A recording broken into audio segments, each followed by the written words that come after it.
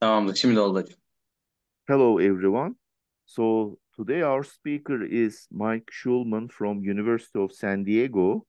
He will talk on higher observational type theory, which is a joint work with Thorsten Altenkirch, Yorgo Çamon, Ambrose Kaposi, and Elif Üsküplü. And we thank Mike for giving this seminar talk in our higher structure seminar series. Yeah, please, Mike. Thank you very much for the invitation. I'm happy to be here virtually. So this work is a project that I've been working on for some time with some various other folks on and off, and it's a project to sort of improve the formal systems used by homotopy type theory and univalent foundations. And so I'm going to start with a sort of an introduction to that field in general.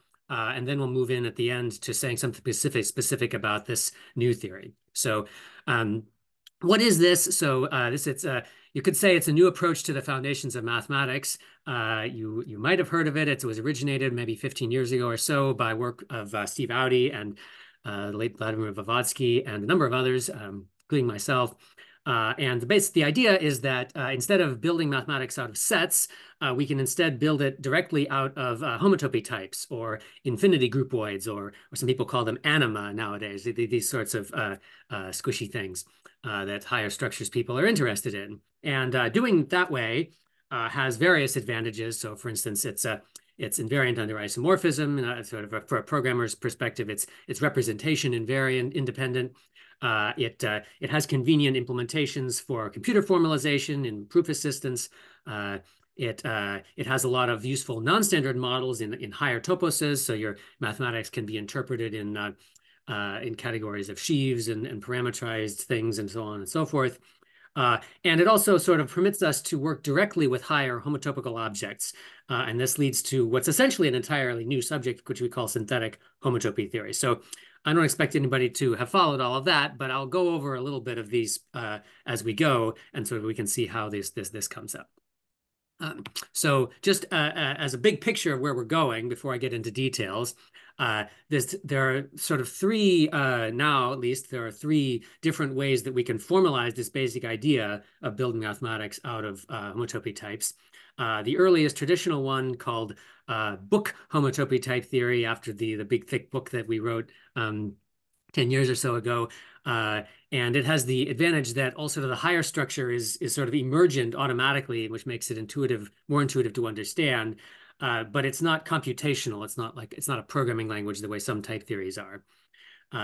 And then a few years later, Thierry Coquin and various other people came up with these cubical type theories, which solve this problem by making it computational.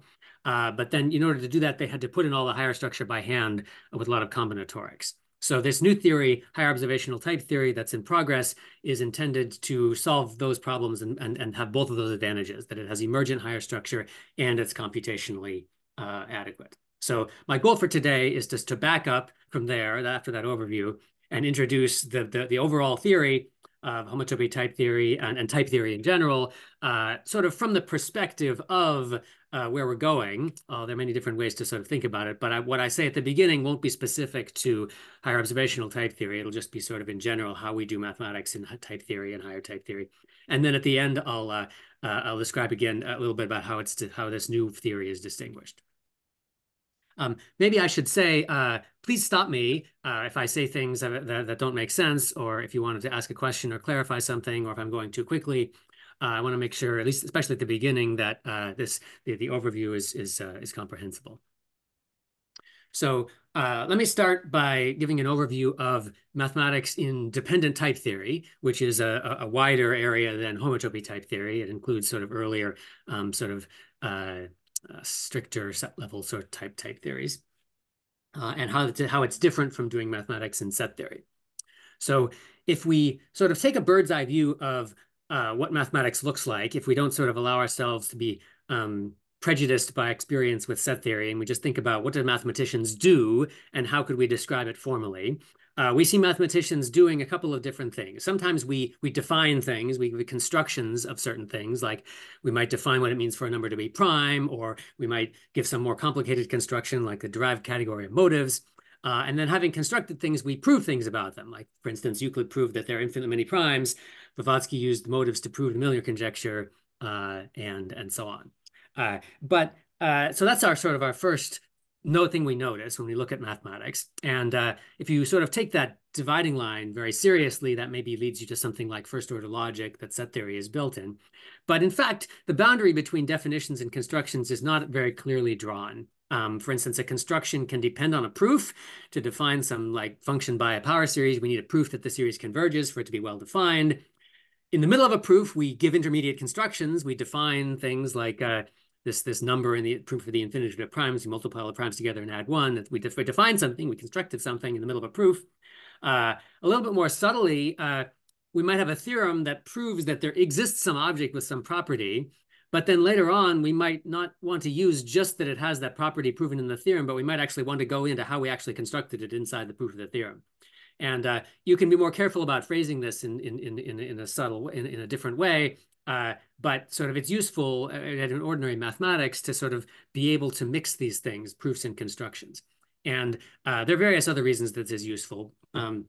So in type theory, what we do is we use this principle called propositions as types or proofs as terms or the Curry-Howard correspondence. It's also attributed to Martin Luff. And the basic idea is that proofs and constructions are the same kind of thing.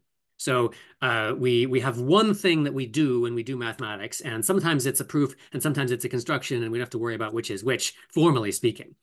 And the essential aspect of this thing that we do is that whatever it is we're doing, it has a type, which tells us what kind of thing we're doing, right? When I write a proof, I can't just write any old proof. I have to prove the theorem I'm trying to prove. And when I'm trying to define a real number, I can't just construct any old random thing. I have to actually construct the thing that is a real number. And so this is the sort of the central principle of type theory, is that everything we do, all the proofs and constructions, they all belong to some classification thing called a type. And everything we do in mathematics consists of deciding what type we're going to construct an element of, and then constructing an element of that type. And so that includes proving a theorem, right? We write down the theorem, that's the type, and then we prove it. We construct an element of that type. Or if I'm going to construct something, first I say what kind of thing I'm going to construct, whether it's a real number or a category or a homotopy type or whatever it is, and then I construct an element of it. So we do this over and over again when we do mathematics inside of type theory. And the terms are sort of the elements that belong to a particular type. We write it with a colon. We say T colon A to mean T is a term that belongs to the type A. And this general formal framework has various different instantiations, depending on what kind of types we're talking about. So some types are like sets, and then we construct elements of them. That's like defining an element of a set. So a term of the type of natural numbers is like a natural number, is like an element of the set of natural numbers. And similarly, for all other kinds of numbers and sort of fields and various algebraic structures, they're like sets, and their terms are like elements of sets. And I've already mentioned that other types are kind of like theorems, and constructing an element of them is basically proving a theorem. And so a term belonging to a theorem-like type is a proof of that theorem. So whatever statement that we're trying to prove, whether it's the infinity of primes or Fermat's last theorem or whatever it is, we write that theorem down as a type, and then we prove it by constructing a term in that type. And the distinguishing feature of homotopy type theories, we'll see later, is that some types are kind of like sets, but they have more structure. They're not just a set of points, but they also have a higher homotopy structure. So they behave like higher groupoids or homotopy types or topological spaces of some kind. So the type of sets or the type of groups or the type of vector spaces is that groups we don't just have a set of groups, we have a category of groups, but inside of type theory, we just see the groupoid structure. People are working on sort of category-like type theories, but it's much more complicated. So usually we just think about groups together with the notion of group isomorphism and what it means for them to be the same. We'll come back to that later. And then also higher homotopy structures like spheres and tori and projective spaces and so on can be represented, as we'll see, inside of type theory as particular types, and then we have points or elements or terms belonging to them also. Okay. So let me say a little bit about the general kinds of constructions of types that we have in type theory and how we represent mathematics this way. So one of the other advantages of propositions as types is that we get to unify a bunch of other particular kinds of constructions and proofs. So one of the things we unify is all different kinds of hypothetical construction, where we assume that we have one thing and we use that to construct some other thing. So when I define a function on, say, real numbers, I assume that I have a real number x, and then I tell you how to construct an output real number, like by squaring it. Or if I'm trying to prove an implication, I assume that I have P, which is true. In other words, I assume that I have a proof or a witness for the truth of P, and I use that to construct a proof of Q. Or if I'm going to prove that every x has some property, for all x, P of x, then I assume that I have some arbitrary x, and then I construct a proof of P of x. So these are all instances of the same kind of hypothetical thing, and we represent them by a single kind of type, which is called a pi type or a dependent function type. And the many different notations for this. This notation here that I'm going to use is a fairly modern one that's used in proof assistance like NuPerl and Agda. And you should think about, go down a couple of lines here, right? About the A arrow B is the type of functions from A to B.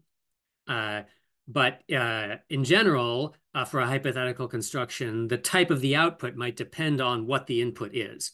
Because if, for instance, in the particular case, if I'm proving for all x, P of x, I assume I have an x, but then I have to give a proof, but the thing that I have to give a proof of depends on what x is.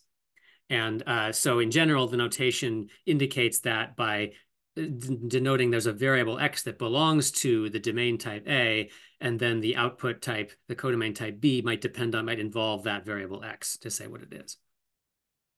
And then these have the elements or the terms belonging to this type are functions of some kind that take in an input and spit out an output of the corresponding type. And we can have functions that take multiple variables also. We write them like this. So this unifies ordinary functions and dependent functions and implications and universal quantifiers all with one thing. Is that yes. Is that somewhat similar to like a vibration? If you want to think about it homotopically, you can think about it as a space of sections of a vibration. Okay. So that you have a function from the base space A to the total space B, and it selects an element over X, each element X, it selects an element of the fiber over X, which is a different space for every X. Mhm. Does that help? Yeah. Great. Okay, so another general class of constructions that we get unified are sort of tupling or pairing or grouping things together. When I talk about geometric R3, then I think about elements as being tuples of real numbers. But I also like to bundle a set with structure on it, like a group is a set together with a multiplication and an identity and an inverse operation and so on. We also sort of bundle things together in logic. When if I prove that P and Q, then I have to prove P and I also have to prove Q separately, so that I sort of bundle those proofs together, and that gives me a proof of P and Q. Or when I'm going to prove that there exists an X such that P of X, what do I have to do? If I'm doing it directly and not like by contradiction or anything, then I construct an element of the type, and then I prove that it has that property I want. And so tupling or pairing that element together with the proof gives me the proof of this theorem-like type. There exists an X such that P of X. So this type of pairs is sometimes called a sigma type or a record type. And there are different notations for it. Again, I'm going to write it like this with the sigma symbol for sum. Then we list the things that go into it. There's an element of A together with an element of B, where now in general, again, the type of the second element might depend on what the first element is. Like in the case of the existence, I have to give an element and then I have to give a proof that that element satisfies the property. Or in the case of a group, I'd have to give a set and then I have to give a multiplication on that set. So the type of the multiplication depends on what the set is. But in the case when it doesn't depend on it, then we can use the ordinary Cartesian product symbol, meaning a pair, an element of A and an element of B.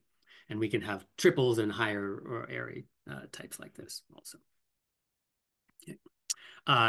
Another way to generate types is to inductively generate them from a collection of operations. So the natural numbers, for instance, are generated by where there's a 0 and there's a successor operation, which takes any natural number and gives you a successor. Right? So I generate 1 is the successor of 0, 2 is the successor of 1, 3 is the successor of 2, and so on. It doesn't necessarily have to be repetitive. If I want to define a disjoint union type, I can just say it's generated by an injection from A and an injection from B, and that's all. Those are the elements of the disjoint union. And the fact saying that it's inductively generated essentially means that it's freely generated by these operations. And so being freely generated by the injection from A and from B means that they don't overlap ever. And that makes the union a disjoint union. And there are lots more complicated things you can do like this. For instance, if you want to define the free monoid on a set A or a type, that's the set of finite words in elements of A, sequences of elements of A. And you can generate that inductively by saying, well, there's an empty list, epsilon, and then whenever I have a list and an element, I can stick an element on the end of that list and make another one. And sort of every word is generated in a unique way by those operations. So that's a general class of definitions of types. And then the last particular example of a type I want to talk about is a universe, because right, we said that everything we do in mathematics is we give a type and then we give an element of that type. But in order to give a type itself, that is a thing that we do. Sometimes we have to construct a type. Sometimes it takes some effort to construct the type that we're going to put an element of. And so that's itself an activity. And so it belongs to some other type. So we have a universe type, which I'm going to write as script U, whose elements, whose terms are other types. You can't have the universe itself belong to itself for some sort of paradoxical Russellian sort of things. So instead you have a hierarchy of universes, but that's not really a detail I want to spend a lot of time on. One important thing is that the B's that appear in the pi type, the function types and the record types where I have a type family of types that depend on some base type, you can represent this as a function into the universe that assigns to every point A a type, an element of the universe. And that gives you a family of types, which you can then talk about this dependent function or this dependent record type. Topologically, you can think about U as like some giant classifying space. And so mapping A into the classifying space, then you pull back the universal bundle over the classifying space and you get a fibration over A, which has a different fiber over different points. On the other hand, if each of these types B of X is like a theorem, then this is a predicate. It assigns to every element of A some theorem or some statement that you might want to prove about that element of A. So again, we're unifying sort of topology and sets and then logic like this. Now, the place where all the really interesting stuff happens in homotopy theory is when we talk about equality. And so because equality is classically, it's a proposition, it's a statement, it's a thing we might prove. But now the statements, the theorems, the thing we might prove are types. And so we want a type whose terms are sort of proofs of equality or witnesses of equality. And we're going to require that we only compare two things for equality if they have the same type. It doesn't make sense to ask whether a natural number is equal to the torus. So if I have two elements of the same type, X and Y, then there's an identity type, X equals Y or X equals over AY, that indicate what the type is. And it has various structure, like it's reflexive and symmetric and transitive, and has substitution like you would expect. So I've written these out in terms of in this language of these sort of dependent functions. Like transitivity, for instance, is a function which takes in three elements of A, X, Y, and Z, and a proof that X equals Y and a proof that Y equals Z, and spits out a proof that X equals Z, and so on. Similarly for substitution and so on. So the exact definition of this equality type is something we'll come back to later. But for now, there's this thing, and it has these properties. Yeah.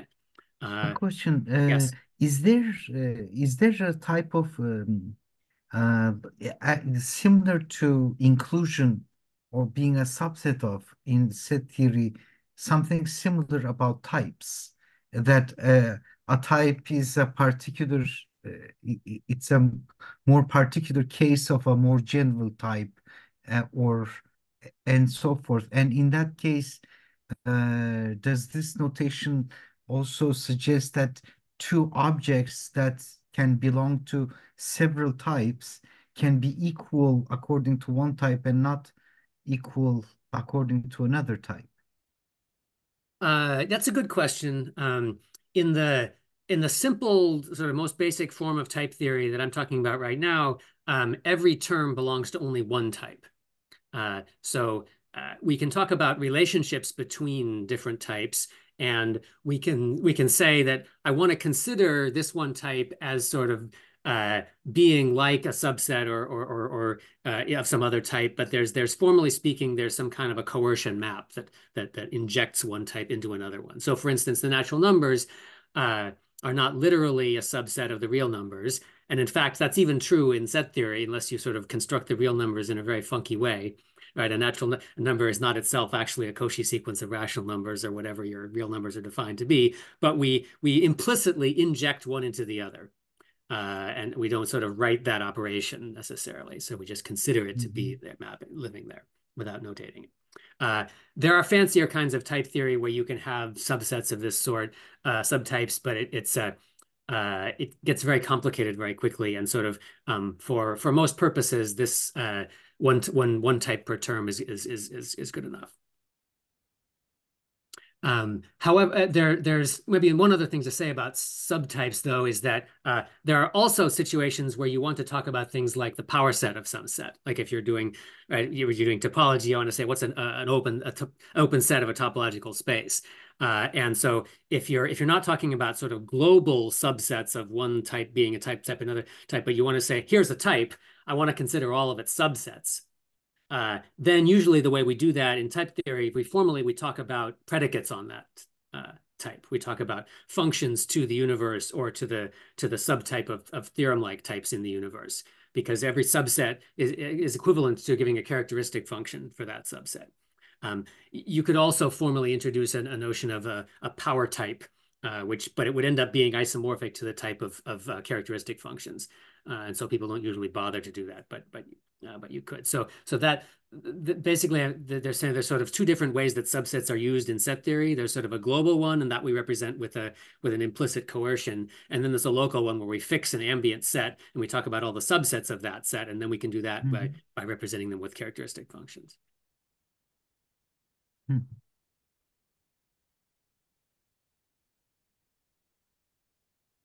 Follow up? Is that okay?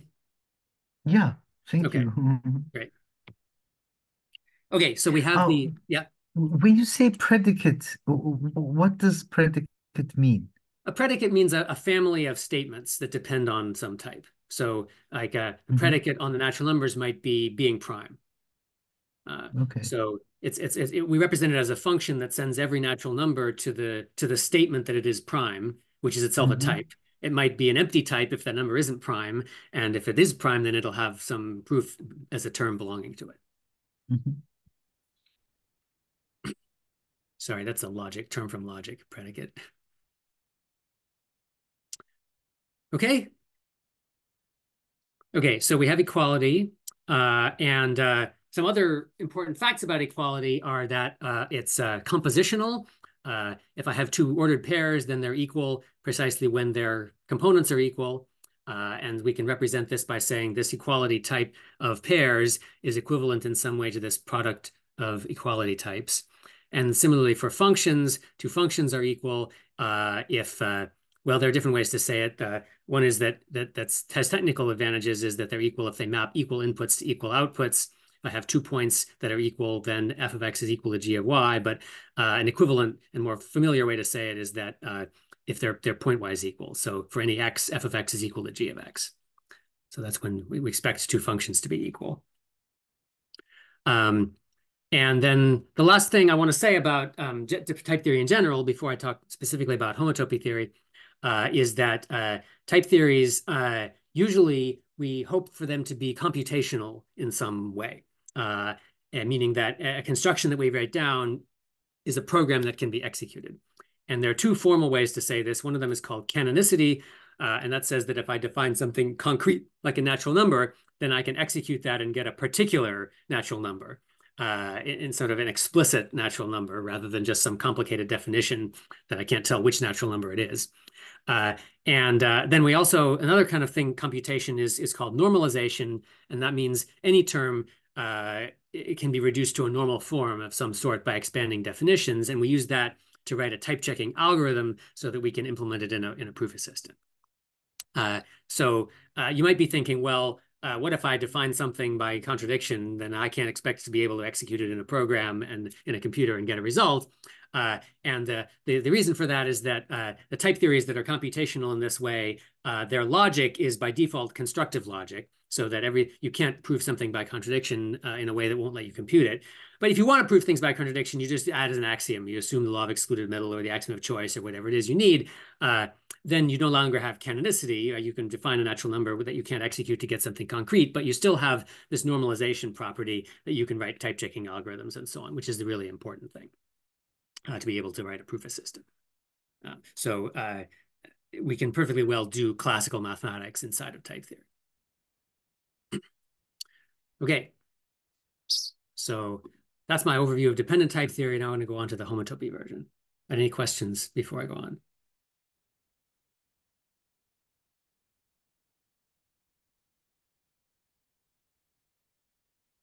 All right.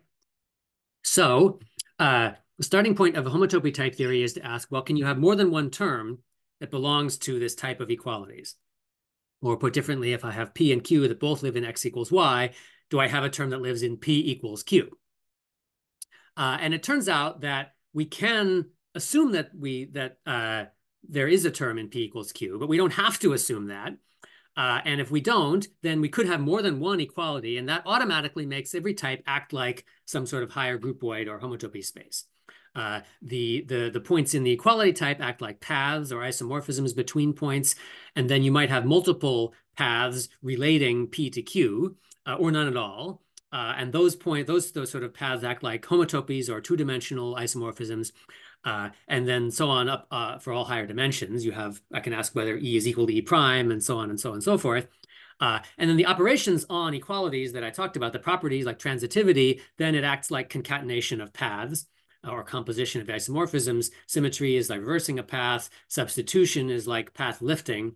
That's like if I have some space downstairs and I have some vibration over it, I have a point X, which is equal to Y. So I have a path from X to Y, and then I have a point over some property of X. I can transport it, I lift it over there to get a point over Y. So that's basically substitution of equals for equals, now regarded as operating on paths in homotopy theory. So this was sort of the big insight that led to homotopical type theory 15 years ago or so of Audi and Blavatsky. And there are various interesting things we can do with it. For instance, we can formally define what it means to be a set-like type or a theorem-like type in terms of these equalities. So we say a type is an H set. It acts like a set if any two paths in it are equal to each other. So it has no sort of higher dimensional homotopical stuff. We call it an H proposition, which means it's like a theorem if it has at most one element to it. Any two elements of it are equal. So that basically means an H proposition, homotopically speaking, it means it's either empty or it's contractible. So basically it contains no information other than true or false. And similarly, homotopically speaking, what I'm calling an H set, you can think about it as like a space, each of whose components is a contractible space. So it's basically just contains the same information as a set, the set of those components. Is there somebody say something in the chat? No. Okay. Yeah, we say that homotopy type theory is a generalization of homotopical algebra for types. It's very homotopical algebra. I assume you mean something like Quillen model category theory, these sorts of higher category theory. I would say it's a similar sort of formal system, which is more convenient in some ways, but more specific to sort of work with types that have a lot of extra structure that you wouldn't necessarily have in an arbitrary context for homotopical algebra. So a lot of the familiar types that we can write down, like the natural numbers and the real numbers and so on, don't turn out to have any of this higher structure. The simplest type we have that doesn't have any, that does actually have extra higher structure, that isn't just like a disjoint union of contractible components, is the universe itself, the universe of types. Because when you ask, what should it mean for two types to be equal to each other? Right? So a set theorist would say, well, they have exactly the same elements. But in type theory, we can be more structural. We can say, well, two types should be the same if they are equivalent in sort of a homotopy sense. So there's some sort of homotopy equivalence. They're maps back and forth, which are homotopic to the identity on either side. When I'm talking about sets, that's the same essentially as giving a bijection of sets, but in sort of higher dimensional things that can carry a lot more information. And so as a particular case, if I have two element sets, then there are two different isomorphisms between them. I can match them up like this, or I can match them up like that. And so that means that the universe has this higher dimensional structure.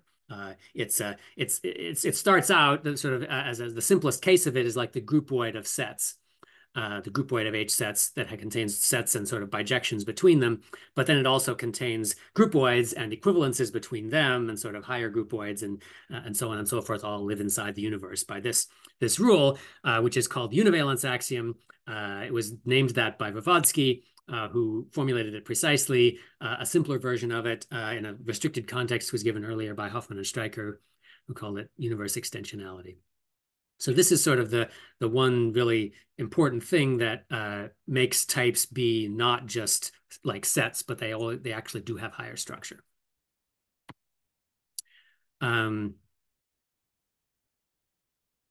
Yeah. So an important consequence of this is that we can compare two things dependent over a path. So this homotopically.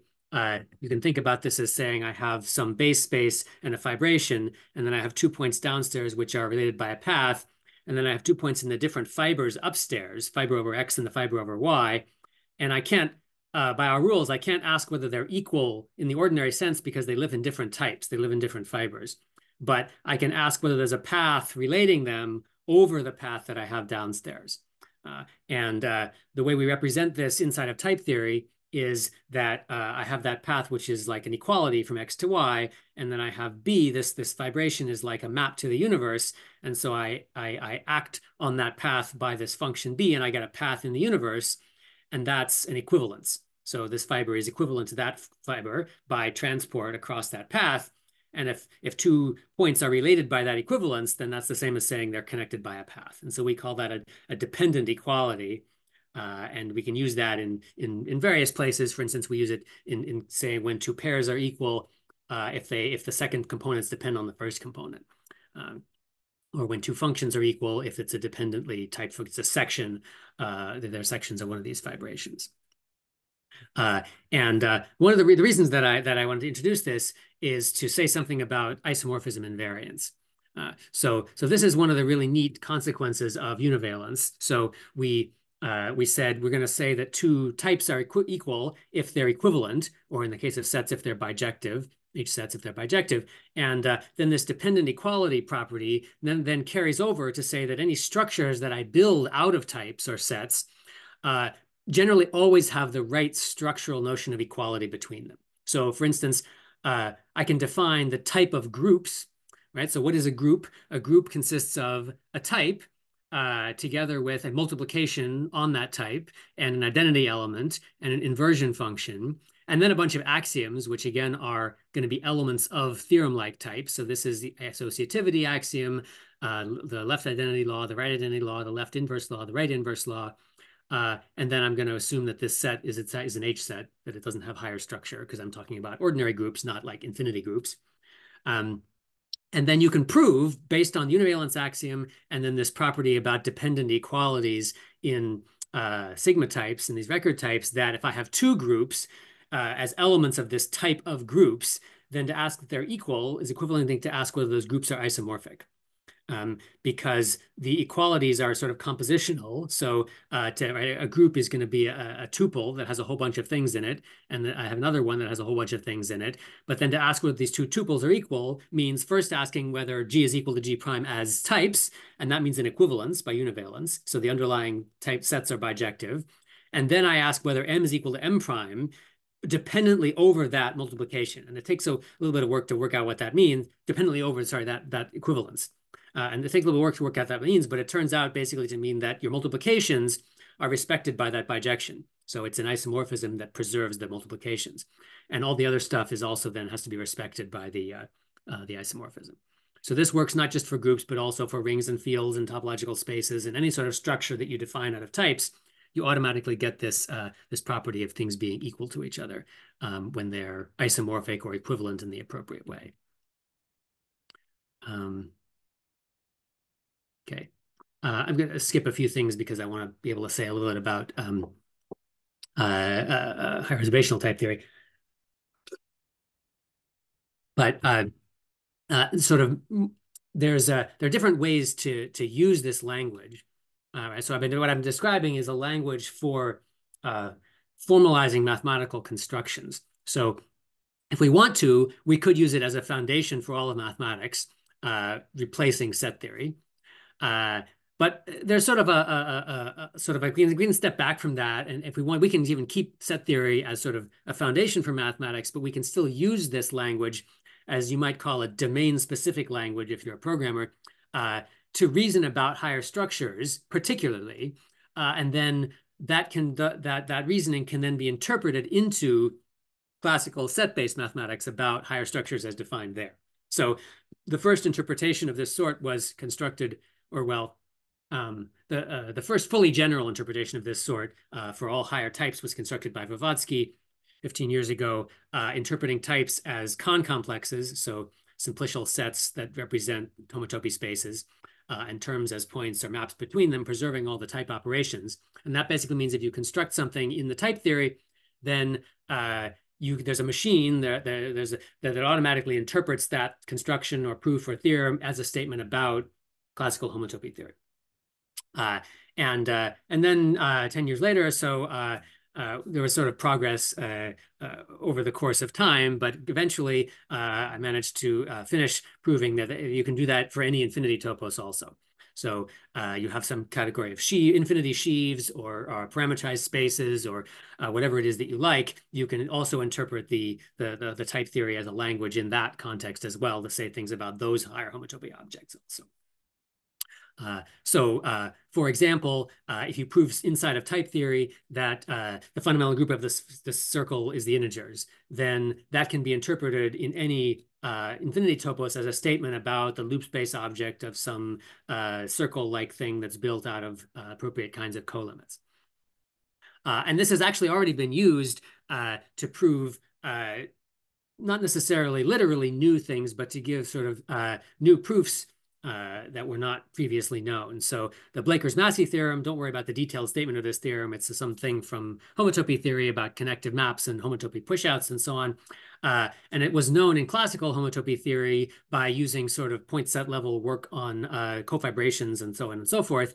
But they proved this inside of homotopy type theory, and then that implies by this interpretation theorem that the same thing is true in any infinity topos. If I have two connective maps in that topos and I take their push out and homotopy pullback and so on, then I have this connectivity property.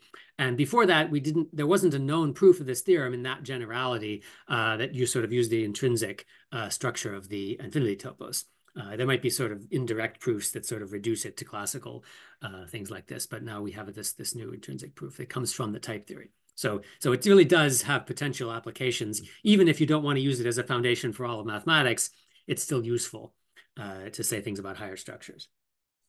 Can I ask a question before you move on? Yes, this is good. On the previous slide, you have two theorems. One is saying that you can interpret types as concomplexes. In the second one, infinite topos. Mm-hmm. Infinite topos, I assume I can take a quasi-category as a possible matching to the types. Is that what it means? Yeah, so I was a little bit informal about what's going on here, right? So you need to choose a strict model of your infinity topos in order to interpret the type theory, because the type theory makes certain things strict, and that's one of the things that's useful about it, that it can make certain things strict, but in a way that's very controlled, so you can be guaranteed that even though some things are strict, everything you do is homotopy invariant.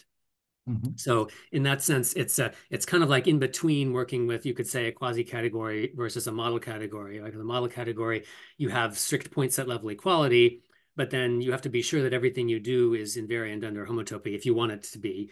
Whereas in a quasi-category, everything is sort of natively invariant if you work with quasi-categorical things, but it's a lot more work because you have to deal with all the higher stuff explicitly all the time. So the type theory is sort of in between. Some things are strict, but the language is restricted in such a way that everything is homotopy invariant. So to interpret it into a particular model, you have to choose a particularly nice kind of model category to do that interpretation. And Kahn complexes, or like more generally the Kahn-Quillen model structure on simplicial sets is one of those nice model categories. And then part of the work went into isolating a particular nice family of model categories that can present any infinity topos with a suitable choice.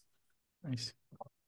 But inside the type theory, you don't see the difference between a different choice of representative of a presentation with a model category. And the groupoids will be like equivalences in the type theory, like the intersection of these two theorems, what it will tell us in terms of the terms that both Kahn complexes and quasi-categories, they will be corresponding. Oh, no, sorry. A quasi-category is like an entire infinity topos. I see. And so that entire infinity topos gets represented by a model category. So there are a bunch of infinity toposes. Each of them has a bunch of model categories, and each of them has a model category. And type theory interprets into all of those model categories. And Kahn complexes are one of those model categories. The simplicial sets are one of those model categories. Okay. Thanks. You're welcome. That's good. Good questions. Other questions? Because now I'm going to go on.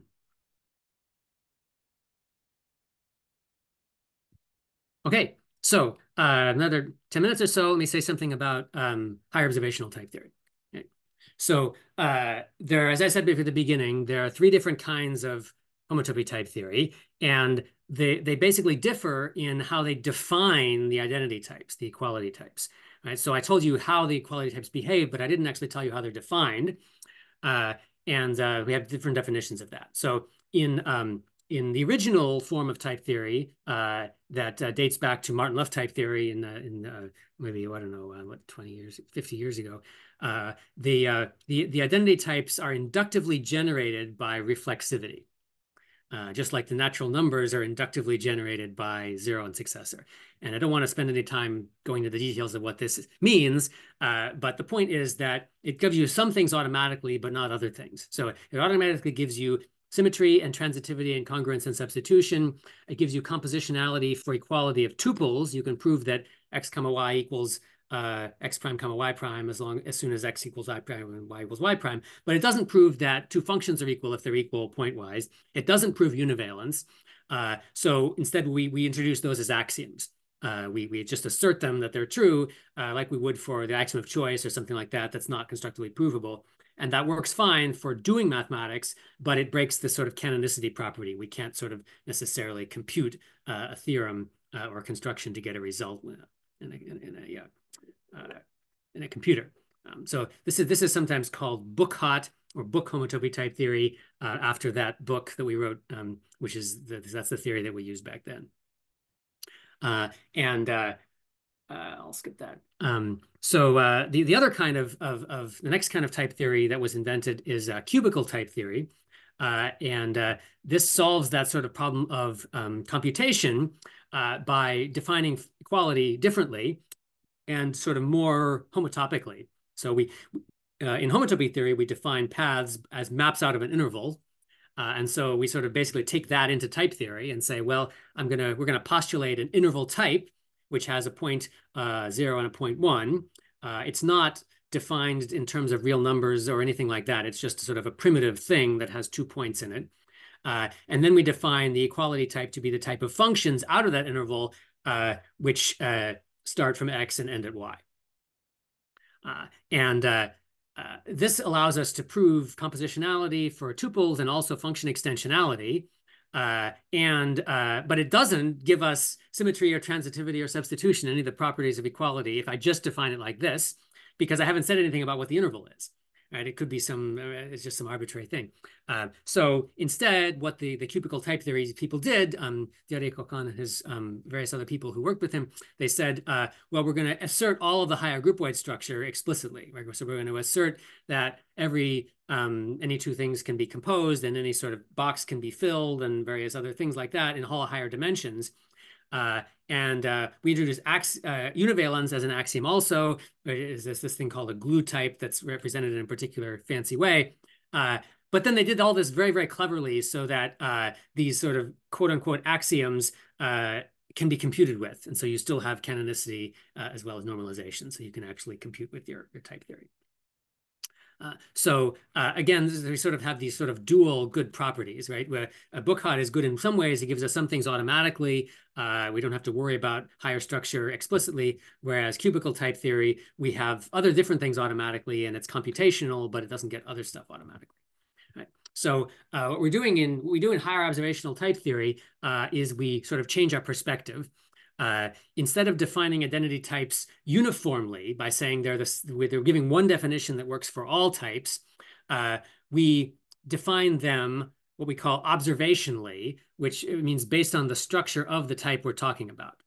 Right. So in the case of basically we take these characterizations of compositional properties of equality for pairs and for functions and for types, univalence, and we basically turn those into definitions. We say, by definition, the equality type at a pair type is a pair of equalities. By definition, the equality type at a function type is this function extensionality thing. By definition, the equality type at the universe is the equivalences with a suitable definition.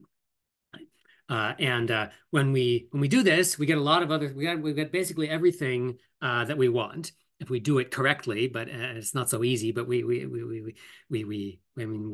hope that we get everything. A lot of it we know already that we get. So we get compositionality and function extensionality and univalence by definition.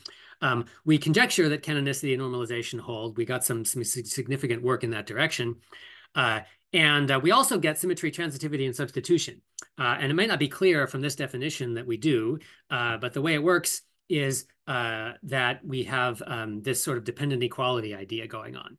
To get substitution, if I have some family of types that depend on a type A, and I have a path or an equality in A, then again, remember I said all I have to do in order to get the fibers to be equivalent is to say I have this thing as a map to the universe and I map it into the universe. That's what this REFL B is doing. Remember, sort of REFL of a function maps equalities to equalities. Equalities between functions map equalities to equalities. So it maps an equality there to an equality in the universe. That's an equivalence because we have univalence. We put it in by definition down here. Right? And so those fibers are equivalent. And therefore, we have transport functions which map one to the other one and the other back to the first one. And that's our substitution operation. And then you can get symmetry and transitivity from substitution. That's sort of a classical exercise in logic. Right? So if x is equal to y, then I know that x is equal to x. And if I substitute y for x in this copy of the x here, then I get y is equal to x. And the same for transitivity. If I x equals y and y equals z, I use y equals z and I substitute z for y in x equals y, I get x equals z. And if you sort of boost this up, you can get the higher groupoid structure as well. So that's the basic idea. It's not quite that simple. We have to give rules also that define what reflexivity is, right? So REFL of a pair has to be a pair of REFLs and so on. When we do that for a function, we have to define how things like pairing and so on act on arbitrary equalities. So if I have a function that is itself pairing things up, then REFL of that is supposed to is some function that acts by REFL on f and g. If I have a type, then REFL of that type has to tell me how to define substitution because substitution comes into equalities between types. And so I have to say, like, if I have two fibrations and I take their fiber-wise product, then I transport in those two fibrations, that's the same as transporting separately in the two fibrations. So there are a whole bunch of different equations that we have to give in order to make this compute. We also have to use a particularly well-chosen kind of equivalence, which is the one we choose is what I like to call a one-to-one correspondence. So there are different ways to say what are two things being equivalent. I said the intuitive sense of homotopy equivalence is we have maps in both directions, whose composites are homotopic to the identities. That doesn't quite work. Blavatsky had to modify it a little bit to get something that was homotopically well behaved. Here we're modifying a little bit more. I say two types are equivalent if there's a family of types relating them, which is like a span, you could say, or a roof or a correspondence, which such that sort of any point in A, there's a unique point in B which is related to it. And any point in B, there's a unique point in A which is related to it. And that turns out to be really useful because it includes the data of these dependent equality types as well as the transport and so on. And so by specifying one of these equalities, you get everything that you want. The last sort of really extra complication, which I really don't want to talk anything about for time reasons, is we also have to introduce a symmetry operation on higher cubes. You get sort of squares and higher cubes arising automatically, even though you didn't put them in by hand, because if I have an equality between 2 points here and an equality between 2 points here, and I ask whether those two things are equal, well, they could be equal in a way that's dependent over equalities of these 2 points, and that sort of equality between two things is a square. And then you do that in higher dimensions, and it turns out that we also need to be able to transpose those squares in order to get the computational stuff to work out. So there are lots of complicated technical things that we're working on. Right? I don't want to sort of give you the idea that you just write these definitions and it all works. But it really does seem to all work when we put in all of this extra effort. So the current status of where we are with this theory is we've written down these definitions. We sort of know that we get transport and higher group weight structure and so on. We're working on actually proving that they are computational and implementing them. So we've proven canonicity for a version of the theory that doesn't have substitution. So instead of univalence, we just have arbitrary correspondences. That's called an internal parametricity theory. And then we have a proposed normalization algorithm, and I've got a temporary or a prototype implementation of it that people can play with, again, without univalence, but with this parametricity thing instead. And we have a plan for how to add substitution and make it homotopy theoretic using something called higher co-inductive types that I don't have time to talk about. But sort of that's where we are. So maybe I'll stop there. Thank you very much. Very nice talk and very inspirational talk, actually. Any questions or comments?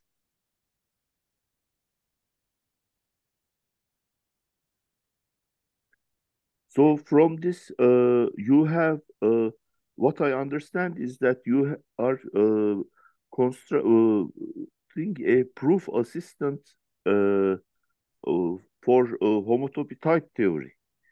Mm-hmm. Yeah, there already are proof assistants for homotopy type theory, different kinds, right? So the traditional proof assistants for ordinary type theory, like ordinary Koch and Agda and so on, can often be used for the first kind, for Book-Hot, where you just add axioms to it. Lean cannot, because it sort of asserts that every type is an H set, that you don't have any higher structure, but Koch and Agda can. And now there are also proof assistants for cubical type theory. There's a cubical Agda, which implements a kind of cubical type theory. And there are sort of other sort of more experimental cubical type theory proof assistants also. But what we're working on right now is a new proof assistant for this third kind of homotopy type theory. There's a question in the chat. What does homotopy type theory suggest for Gödel's incompleteness theorem? Does Gödel's incompleteness theorem apply to hot or hot? Are there extra structures introduced by that for undecidable problems? It's basically the same as for set theory. And it's homotopy type theory is a sufficiently expressive formal system. And so Gödel's incompleteness theorem applies to it. So there will always be statements you can write down in it which are not provable. I mean, the technical details of coding are a little bit different, but it's basically the same. It doesn't really change the situation much. You mentioned this, but I couldn't follow exactly. So the classical proof assistants can't do certain things, and you're hoping to get these things done by homotopy type theory. Is there specific examples of such things? Are you are you comparing Let's say like pre-homotopy proof assistants or to the homotopy ones, or yeah, like um, the Agda, Lean, as far as I know, they don't use homotopy type theory. It's a normal type theory. mhm. So with the homotopy type theory, uh, what is hoped to be achieved? Is there specific examples of proofs that you can do with the homotopy type theory, or the whole thing will be easier? Like what kind of differences? Yeah, that's a good question. So one advantage that I mentioned at the beginning and again later is that's isomorphism invariance, right? Mhm. So in ordinary lean or ordinary AGDA, you don't have a general theorem that anything can be transported across an isomorphism. You basically have to prove it every time you want it to be true. Whereas in the homotopy type theory, we have this thing about the groups that everything in two equal groups are isomorphic groups are equal, and you can automatically transport across an equality. And you to get the real good mileage out of that, you want a computational theory like cubical type theory or higher observational type theory, so that actually doing that transport actually computes, and you can see the computer will automatically tell you what you get when you transport across that equivalence, that isomorphism. So that's one advantage. Um, uh, I'm not claiming that that's a huge deal for people doing ordinary set theory. It's a minor improvement maybe. Um, the thing that I find really exciting is this sort of synthetic homotopy theory. Things like this Baker's Massey theorem or sorts of things like that, which are there. I didn't really get into what S1 means here or sort of connective, right? But they're not built out of topological spaces the way you have sort of classically. They're defined primitively, inductively. So, for instance, this is a slide that I skipped, but when I say S1, it's just defined inductively like the natural numbers. And so the circle is inductively generated by a point and a loop. That's it. That's all you need to know about the circle. And then you can prove things like pi1 of the circle is the integers, or the Baker's Massey theorem, or you can try to calculate higher homotopy groups of spheres and things like that inside of type theory. And that's a kind of mathematics that you can't do in set theory because you don't have this, or you can't do it in lean or something like that because you don't have this sort of higher homotopy structure built into types. And I think it's neat because it gives you much more direct access to higher homotopy structure.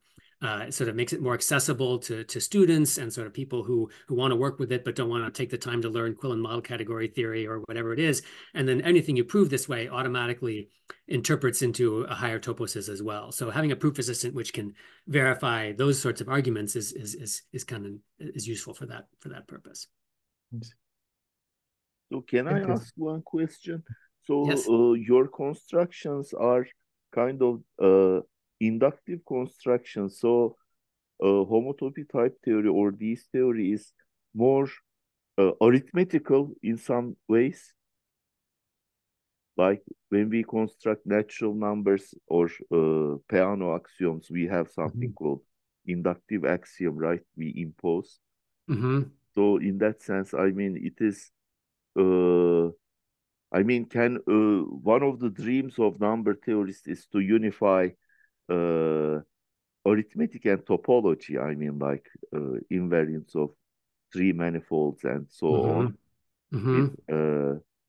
and invariance of number fields and so on, or they want to express certain topological invariance in terms inspired from number theoretic invariance. Like, uh, can this be a unifying framework for such an arithmetical topological theory? In some ways, at least, it does uh, it does in a certain sense unify, as you said, things like natural numbers, which are constructed arithmetically with a kind of uh, homotopical space that is also now constructed inductively Right. in a similar, formally similar way. Um, whether whether that in practice allows you to unify particular numerical constructions with particular topological invariants is maybe a deeper question. But I could certainly see it potentially being a useful framework in which to ask questions like that. Any more questions and comments? Has there been any interaction with machine learning or things that are the developments that are going on in machine learning and homotopy type theory? That's a good question. I have not been myself really involved in machine learning or artificial intelligence or anything like that. I know there are people who are working in the general area of what they call auto-formalization, which is taking you have a proof assistant for verifying mathematics, but it's a complicated programming language, and it takes a lot of work for a human being to write their mathematics in that language that it can understand. And so you think, well, I'll get a generative AI to listen to what I write in English or whatever language you're writing in, and then translate it into the computer language that the proof assistant can understand.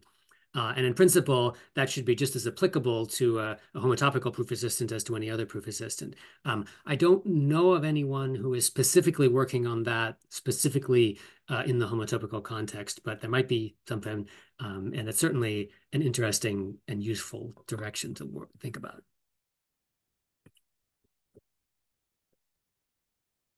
So let's thank Mike once more. It's really a wonderful talk. So I hope we will see each other in future in Istanbul. Yeah, that would be great. Thank you very much. So All I'm right. now stopping the recording.